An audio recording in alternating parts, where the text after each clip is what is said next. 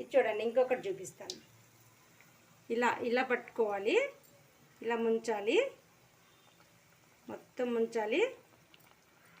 ఇలా గిన్నెమ్మటి నుంచి తీసి దీంట్లో వేసేయాలి. Wow, super. చూడండి, మళ్ళీ ఒకసారి వేస్తున్నా. నేను 4 కాయలే కదా అని కొంచెమే కలుపుకున్నానండి. ఇదిగోండి, బజ్జీని ఇలా ముంచేయాలి, గిన్నెకి ఇలా రాసుకుంటూ వచ్చి ఇందులో వేసేయాలి. అయిపోయింది. చూసారా ఎంత బాగా వచ్చినాయో, లావుగా వచ్చినాయి చూసారా.